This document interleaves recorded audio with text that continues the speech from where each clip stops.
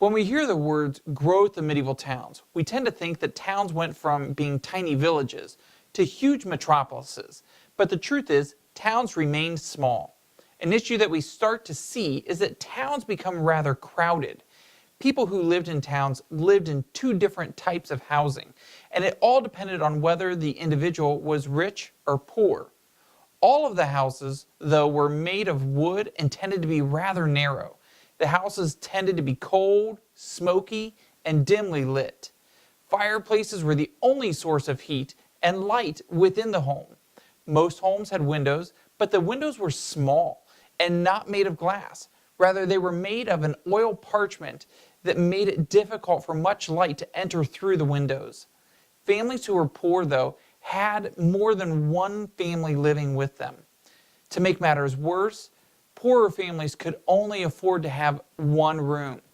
All of the family's activities took place in this one room: cooking, eating, sleeping, and if they were a merchant, they would also have to make their goods in that one room as well. The wealthy had a little different, a really different housing situation. The wealthy had homes that could be up to 4 stories tall. Now, a problem that they ran into was that these homes were not well built and would actually start to lean. It was not uncommon to find 2 houses that leaned so far across the street that they would actually touch. The first floor of the wealthy's home was reserved for their business. This floor included their office, storeroom, which is where they kept their supplies, as well as their actual shop. The second floor of their home was reserved for their living space. Many had a space that was called a solar, which is a dedicated space for gathering to eat and talk. The third and fourth floors of their homes were reserved for their apprentices as well as their servants. If the living conditions weren't bad enough, being a kid in medieval Europe was really difficult. Only half of all children reached adulthood.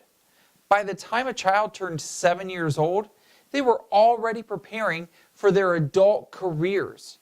Education was another area that was different for the rich and the poor, as well as girls and boys. Few children, mostly boys, attended school and learned how to read and write.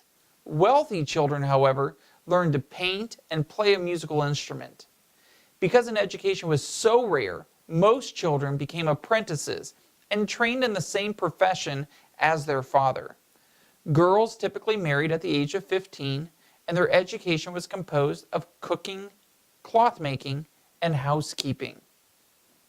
So there you have it. Life in medieval European towns was rough, to say the least, but at least they had opportunities to improve their life situations, and they were no longer living under the control of a feudal lord.